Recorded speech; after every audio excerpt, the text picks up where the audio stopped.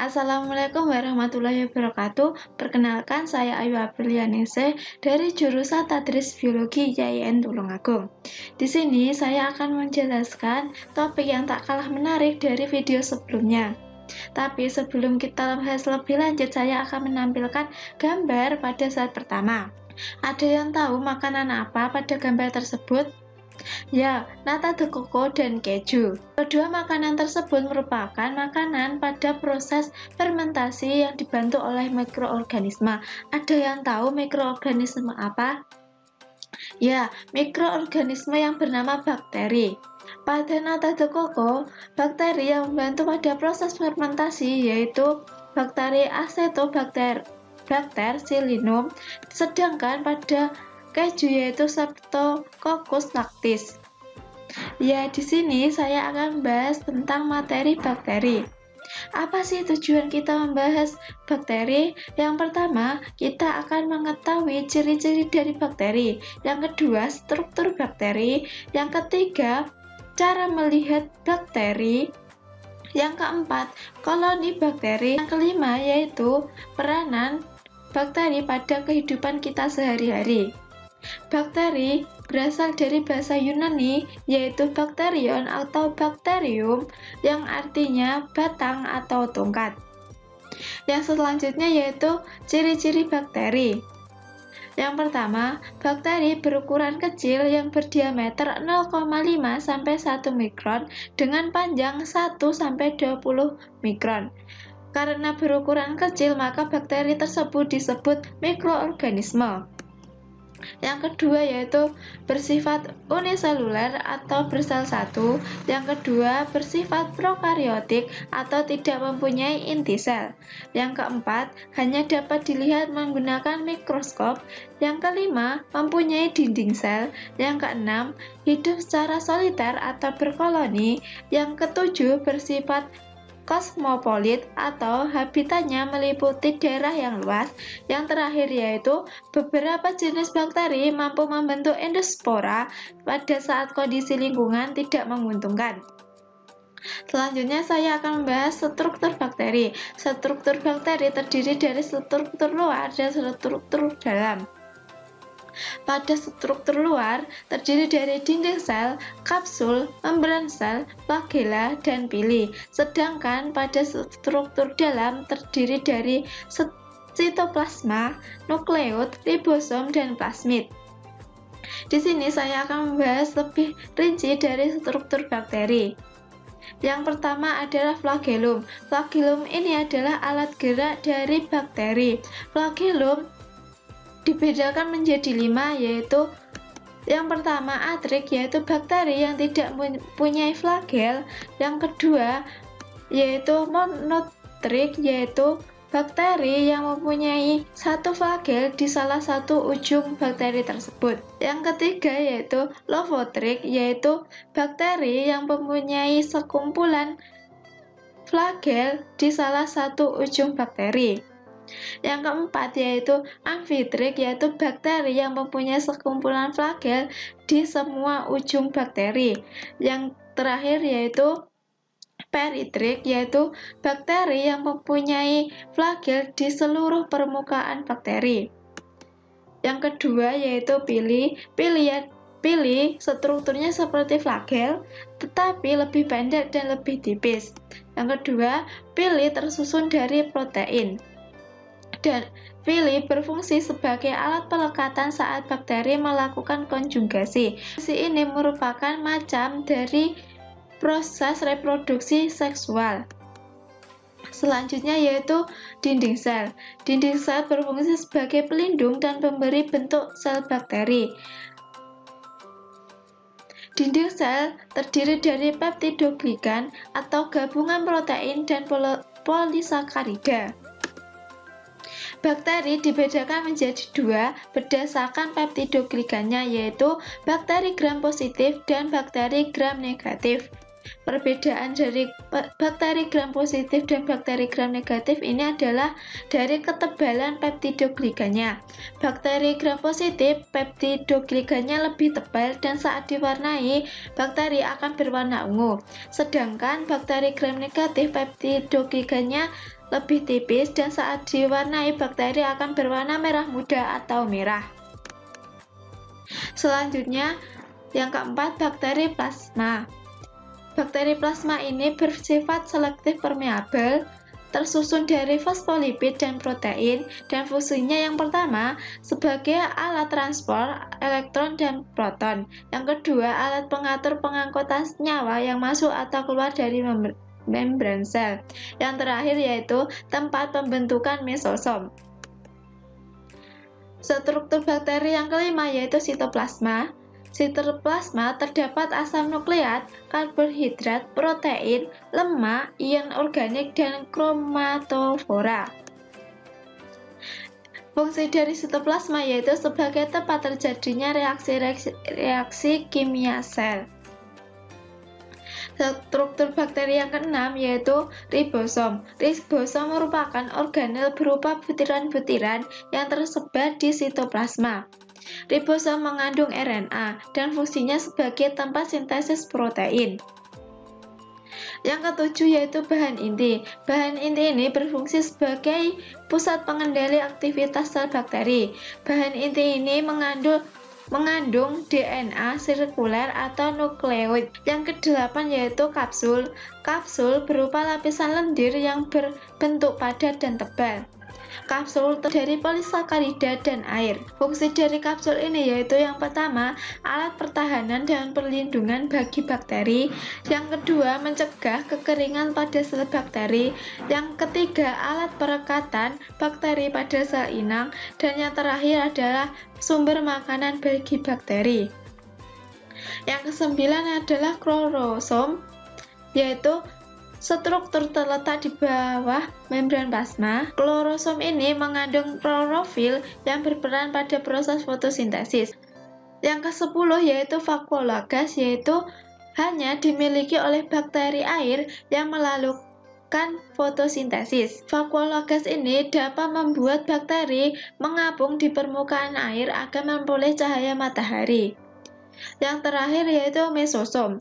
Mesosom merupakan membran plasma yang membentuk sebuah struktur rongga. Fungsi dari mesosom ini adalah sebagai penghasil energi. Bentuk-bentuk dasar dari bakteri dibedakan menjadi 3 macam. Yang pertama, berbentuk batang, yang kedua berbentuk bola, dan yang ketiga yaitu berbentuk spiral. Di sini saya akan membahas lebih rinci dari bentuk-bentuk dasar dari bakteri, yaitu yang pertama berbentuk batang, dibedakan menjadi 2, yang pertama monobacillus, yang contohnya lactobacillus. Yang kedua yaitu streptobacillus, yang contohnya streptobacillus. Bentuk dasar yang kedua yaitu bola atau kokus, yang dibedakan menjadi 5, yaitu yang pertama monokokus, yang contohnya Neisseria gonorrhoeae. Yang kedua Diplococcus, yang contohnya Diplococcus pneumonia. Yang ketiga yaitu Streptococcus, yang contohnya Streptococcus pyogenes. Yang keempat yaitu Staphylococcus, yang contohnya Staphylococcus aureus. Yang kelima yaitu Sarcina, yang contohnya Sarcina sp. Bentuk dasar yang ketiga yaitu spirum atau spiral, yang dibagi menjadi 3 bagian, yaitu spirium, yang contohnya spirium minor.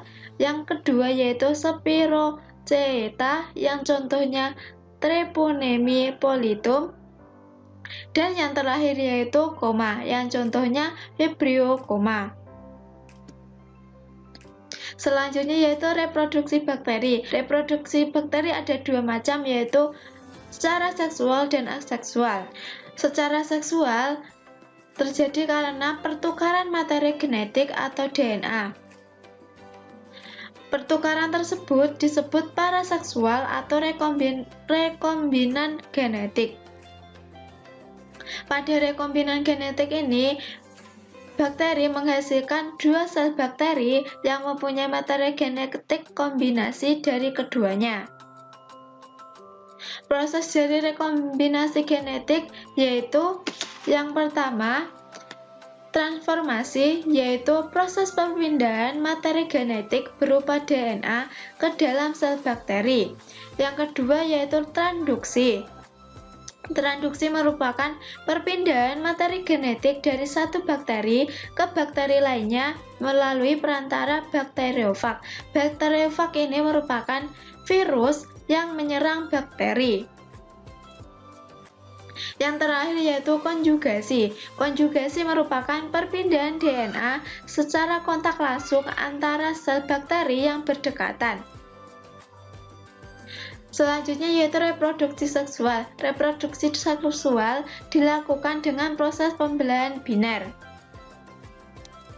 Pada proses pembelahan biner ini, bakteri dapat berkembang biak menjadi sangat banyak dalam lingkungan yang menguntungkan. Proses dari pembelahan biner yang pertama yaitu sel akan memanjang sehingga terjadi penggandaan DNA pada sel induk. Yang kedua, dinding sel dan membran plasma mulai membelah. Yang ketiga yaitu septum atau dinding sel terbentuk dan DNA akan terpisah. Dan akhirnya sel terpisah dengan DNA masing-masing. Selanjutnya yaitu morfologi koloni. Pada Fromm atau berdasarkan bentuk terdapat 4 macam, yaitu karikular, yaitu bulat bertepi. Yang kedua tidak beraturan bertepi. Yang ketiga menyerupai benang-benang halus. Dan yang terakhir yaitu seperti akar-akar. Yang berdasarkan elevasi yaitu yang pertama, ketinggiannya nyata terlihat tetapi rata pada seluruh permukaan. Yang kedua yaitu seperti tetesan air. Yang ketiga yaitu berbentuk flat. Yang keempat yaitu di bagian tengah berbentuk cembung. Dan yang terakhir yaitu di bagian tengah berbentuk cekung. Dan berdasarkan marginnya atau tepiannya dibagi menjadi 5, yaitu pertama, berbentuk rata. Kedua, tepiannya bergelombang. Ketiga, seperti benang-benang. Dan keempat, yaitu bergerigi. Yang terakhir, berlekuk. Selanjutnya, yaitu perwarnaan pada bakteri. Fungsi dari perwarnaan pada bakteri ini yang pertama yaitu mempermudahkan melihat bentuk bakteri, yang kedua memperjelas ukuran dan bentuk bakteri, yang ketiga melihat struktur bakteri, dan yang terakhir yaitu melihat reaksi kimia terhadap pewarnaan. Perwarnaan pada bakteri yang sering digunakan yaitu perwarnaan Gram. Perwarnaan Gram ini dapat dibedakan menjadi 2, yaitu bakteri gram positif dan bakteri gram negatif. Bakteri gram positif dan bakteri gram negatif ini dapat dibedakan berdasarkan resistensinya terhadap iodium. Bakteri gram positif tidak larut, sedangkan bakteri gram negatif larut. Yang kedua, berdasarkan kepekaan terhadap iodium, bakteri gram positif lebih peka, sedangkan gram negatif kurang peka. Selanjutnya yaitu toksin yang dibentuk. Bakteri gram positif eksotoksin, sedangkan bakteri gram negatif yaitu endotoksin. Yang selanjutnya yaitu resistensi terhadap telurid, yaitu bakteri gram positif lebih tahan, sedangkan bakteri gram negatif lebih peka. Berdasarkan sifat tahan asam, pada bakteri gram positif ada yang tahan asam, sedangkan pada bakteri gram negatif tidak ada yang tahan asam. Yang terakhir yaitu kepekaan terhadap penisilin. Pada bakteri gram positif lebih peka, sedangkan bakteri gram negatif kurang peka. Selanjutnya yaitu klasifikasi pada bakteri. Klasifikasi yang pertama yaitu berdasarkan eubakteria. Dibedakan menjadi 5, yaitu yang pertama proteobakteria, yang contohnya bakteri ungu, Protobacteria comautotrof dan Pretobacteria heterotroph. Yang selanjutnya yaitu bakteri gram positif yang contohnya Clostridium dan Bacillus. Yang ketiga yaitu Spirochetes yaitu Treponema pallidum. Yang keempat yaitu Chlamydias yang contohnya Chlamydia trachomatis. Yang terakhir yaitu Cyanobacteria yang contohnya Anaboena dan Oscillatoria rubeces. Klasifikasi bakteri yang kedua yaitu berdasarkan kebutuhan oksigennya. Berdasarkan kebutuhan oksigennya dibedakan menjadi dua, yaitu bakteri aerob yang memerlukan oksigen yang contohnya Nitrosomonas dan Nitrosococcus dan Nitrobacter. Yang kedua yaitu bakteri anaerob yang tidak memerlukan oksigen. Bakteri anaerob ini dibedakan menjadi dua, yaitu bakteri anaerob obligat dan bakteri anaerob fakultatif. Klasifikasi yang ketiga yaitu berdasarkan sumber nutrisinya. Dibedakan menjadi dua, yaitu bakteri autotrof dan juga dibedakan menjadi dua lagi, yaitu bakteri fotoautotrof atau fototrof.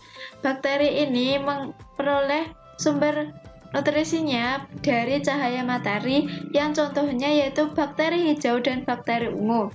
Yang kedua yaitu bakteri chemoautotrof yang memperoleh sumber nutrisinya dari mengoksidasi senyawa kimia anorganik yang contohnya Nitrosamonas, Nitrobacter, bakteri sulfur, Gallionella, dan Hydrogenobacter. Yang kedua yaitu bakteri heterotrof yang dibedakan menjadi dua juga, yaitu hidup sebagai parasit yaitu memperoleh sumber nutrisi dari sel inangnya. Yang contohnya Mycobacterium tuberculosis. Yang kedua yaitu hidup sebagai sporofit yaitu memperoleh makanan dari membebaskan enzim dan menyerap bahan hasil reaksi enzimatik. Yang contohnya yaitu Escherichia coli. Selanjutnya yaitu peranan dari bakteri. Peranan bakteri ada yang menguntungkan dan ada yang merugikan. Peranan yang menguntungkan yang pertama yaitu dari bidang makanan. Bakteri berperan dalam pembuatan proses fermentasi, yaitu dari fermentasi yogurt, keju, dan nata de coco. Yang kedua yaitu dalam bidang obat-obatan dapat bakteri berperan dalam pembuatan antibiotik dan vitamin. Dalam bidang lain bakteri dapat membuat aseton dan butanol. Yang kedua dalam pembusukan sisa-sisa makanan. Yang ketiga dalam proses pembentukan senyawa dalam tanah, dan yang terakhir yaitu mengikat N2 bebas dari udara. Yang selanjutnya yaitu peranan bakteri yang merugikan. Bakteri dapat menyebabkan penyakit bagi manusia seperti TBC dan disentri, sedangkan untuk hewan dapat menyebabkan metitis pada sapi, dan yang ketiga dapat menyebabkan penyakit pada tumbuhan jeruk yaitu kanker, dan yang terakhir pada pembusukan makanan yaitu tempe bongkrek. Selanjutnya yaitu cara menanggulangi bakteri yang merugikan. Yang pertama dengan cara mengawetkan makanan. Dengan cara mengawetkan makanan ini dapat menghambat pertumbuhan bakteri bagi makanan. Yang kedua yaitu vaksinasi. Vaksinasi ini yaitu dapat memperoleh kekebalan tubuh. Yang ketiga yaitu menjaga kebersihan dan kesehatan. Sekian pembahasan dari saya, kurang melebihnya mohon maaf. Wassalamualaikum warahmatullahi wabarakatuh.